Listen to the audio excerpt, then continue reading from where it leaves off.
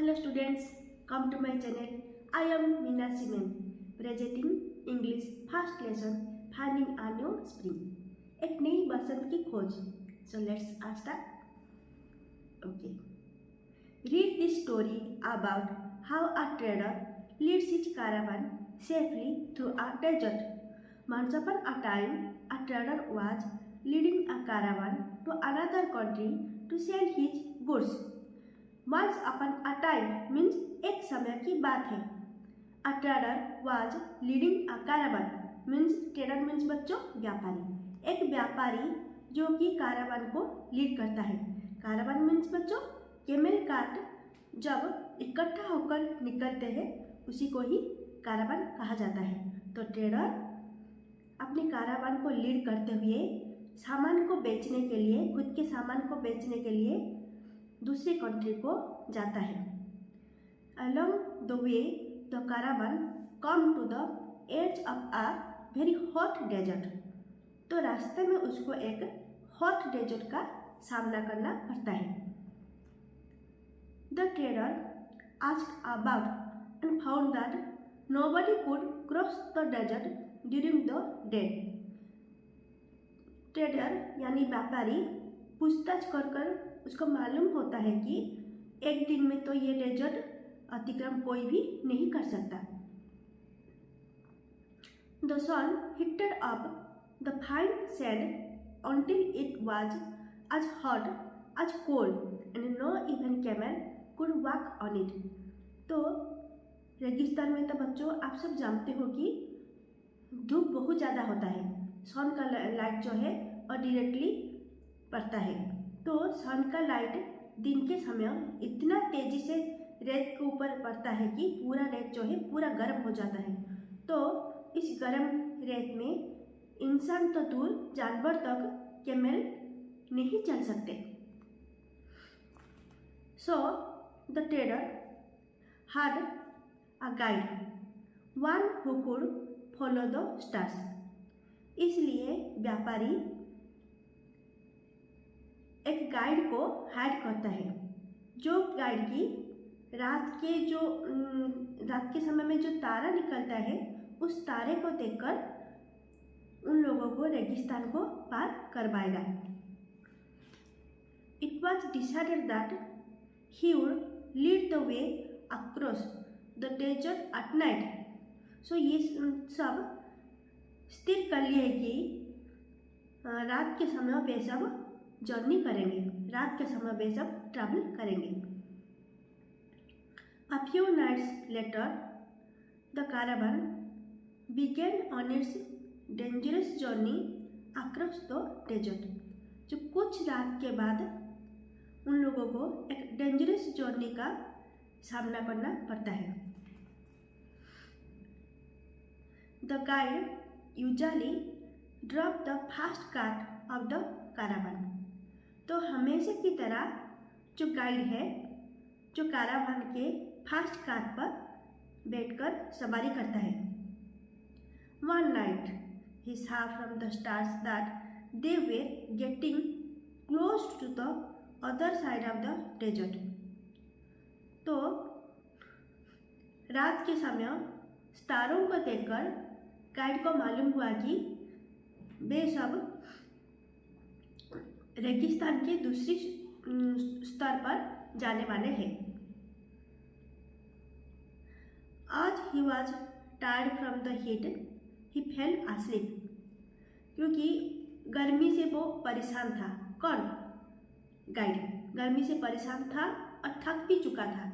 थकने के वजह से उसको नींद आ गया और वो अपनी कार पर ही सो गया. कौन बच्चों? Guide. After some time, the camel lost their way and gradually turned around. तो कैमल सबको लीड कौन करता था? अभी यह कैमल सबको लीड गाइड करता था क्योंकि गाइड तो सो चुका है. कैमल सब कैसे जाएंगे? इसलिए कैमल सब रास्ते नहीं मिल पाने की वजह से वे सब गुमराह हो गए और वो कुछ दूर आगे जाकर वे सीधा घूम गए. So the entire caravan ended up the same place and they had started from the previous night. इसलिए मतलब कैमल जब घूम के इस कारण से, इस वजह से द एंटर कार्बन जहाँ से वो यात्रा किए थे वहाँ आकर पहुँच गए। प्रीवियस नाइट, बिफोर नाइट को वो जहाँ से चलना शुरू किए थे वह ठीक वहाँ पर ही आ गए। In the morning the travellers realised that they were back at the same spot where they had kept the day before. तो अगली सुबह को सारे जो ट्रैवलर देखकर वे सब रियलाइज किए कि ये क्या हुआ, हम जहाँ से तो चलना शुरू किए थे वहाँ ही आकर पहुँच गए हैं। They lost heart and began to complain about their condition. तो वे सब lost हार्ट मीन्स बच्चों बिकम सैड, वे सब दुखी हो गए थे। ठीक है, क्यों दुखी हो गए थे? क्योंकि जहाँ से चलना शुरू किए थे वहाँ ही आकर पहुँच गए। वो आगे जा पाए क्या? रेगिस्तान को क्रॉस कर पाए क्या? नहीं कर पाए, इसलिए दुखी हो गए। The lost heart and began to complain about the condition. वो अपनी कंडीशन के लिए कंप्लेन करने लगे। They had except all their food and water and had nowhere to go. तो क्योंकि उन लोगों का खाना और पानी दोनों खत्म हो चुका था, इसीलिए वे निराश होकर, दुखी होकर कंप्लेन करने लगे कि हम बिना खाना खाए, बिना पानी पिए अब आगे कैसे जाएंगे। The complaint to the trader, we can't do anything without water.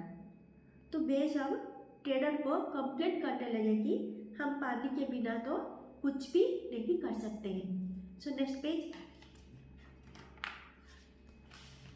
अगली पेज की तरफ जाओ बच्चों, देखो। Then the trader thought to himself, if I loss courage now my leadership has no meaning.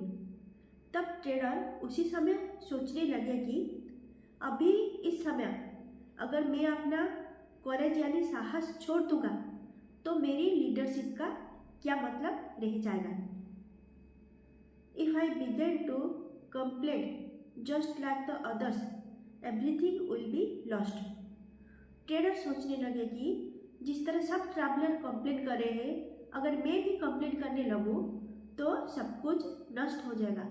हमारा जो सपना है कि हम रेगिस्तान को क्रॉस करेंगे, दूसरा देश को जाएंगे और अपने सामान को बेचेंगे, ये सब जो सपना है ये सपने में ही रह जाएगा। हम रेगिस्तान ही क्रॉस नहीं कर पाएंगे, इसलिए साहस के साथ हमें उसका सामना करना पड़ेगा। ऐसा कौन सोचे थे? ऐसा ट्रेडर सोचते थे। Since we have made it so far, I must find a solution to this problem. इसीलिए ट्रेडर सोचने लगे कि मुझे इस प्रॉब्लम का सॉल्यूशन ढूंढना है, ना कि कंप्लेन करना है। Suddenly he saw a small clump of grass. अचानक ही उनको एक घास का गुच्छा दूर से दिखाई देने लगा। He thought, without water, no plant could live in this desert. वह मन ही मन सोचने लगे कि अरे बिना पानी के घास के गुच्छे कैसे आए। So he called the most energetic fellow traveler and asked them to dig up the spot. इसीलिए वो जो उन सब ट्रैवलर में से जो एक्टिव थे, वो एक्टिव नौजवान को बोले कि आप इस जगह को खोदो। मैं सस्पेक्ट कर रही हूँ कि क्योंकि घास है तो पानी जरूर है इसके अंदर, उसको खोदना चाहिए। उसको निर्देश दिए कि उस एनर्जेटिक उस एक्टिव ट्रैवलर को बोले कि आप इस जगह को खोदो। They continued digging for some time and found a large rock. अच्छा, वे सब कंटिन्यूसली डिगिंग किए, लेकिन अंत में क्या हुआ, उनको एक लार्ज रॉक ही दिखाई दिया। The men gave up digging at once, thinking they had hit a bad rock and that there was no water underneath. वे सब सोचने लगे कि अरे ये तो सिर्फ पत्थर है, पानी तो नहीं है, तो हम लोग बेकार में क्यों खोदेंगे।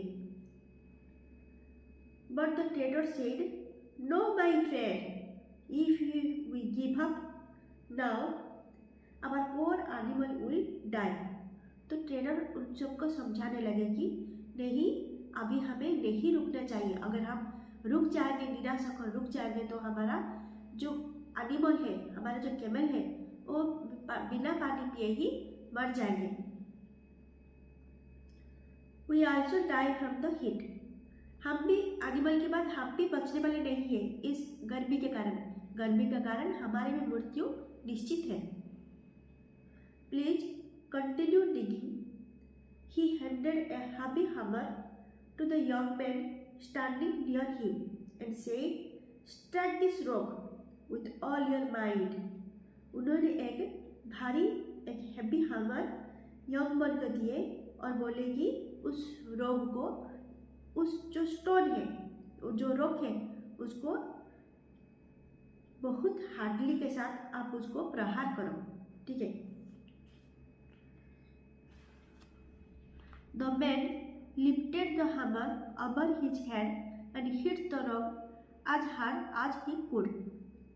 तो वो इंसान भी टेडर के निर्देश पाकर वो भी बहुत तेजी से हैमर को पूरा अपने हेड के ऊपर से लेकर बहुत जोर से प्रहार किया। Everyone was surprised when the rock spilled into an mighty stream of water gushed out from under it. सब लोग ये सब देखकर सरप्राइज हो गए कि वो जो पत्थर था वो टूट गया और टूटने के बाद उसी के अंदर से एक पानी का प्रवाह वहाँ से निकलता हुआ देखकर सब लोग आश्चर्य हो गए। अरे पत्थर के अंदर से पानी। The people of caravan were extremely happy. सब लोग जो कैरावान में जो उपस्थित सारे जो लोग थे वो बहुत ही खुश हो गए पानी को देखकर। They drank from stream, bathed, washed their animals, cooked their food and rested.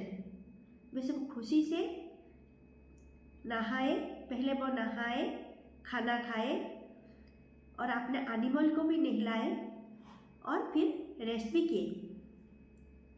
They thanked their leader for his perseverance and presence of mind. सारे लोग कैरावान के जो सारे लोग थे वो लोग खुशी से ट्रेडर को उनके प्रेजेंस ऑफ माइंड और प्रेजेंस के लिए थैंक यू बोले, धन्यवाद किए।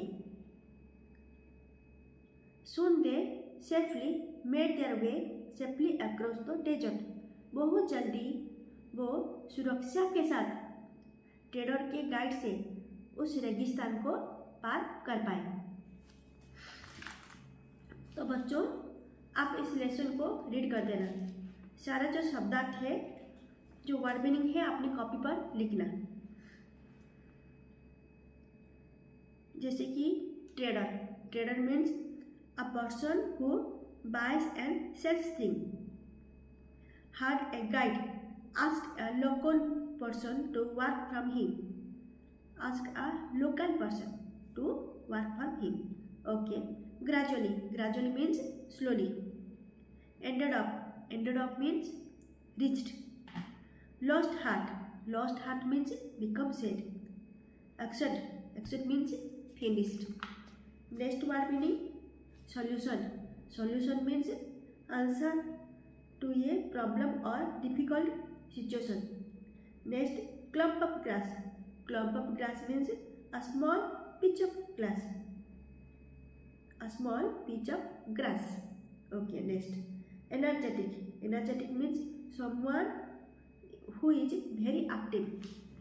Next word meaning gust means flowed out. Next, perseverance means to continue doing something even in a difficult situation. Then presence of mind. Presence of mind means the quality of thinking calmly and clearly in a difficult situation. Okay, thank you.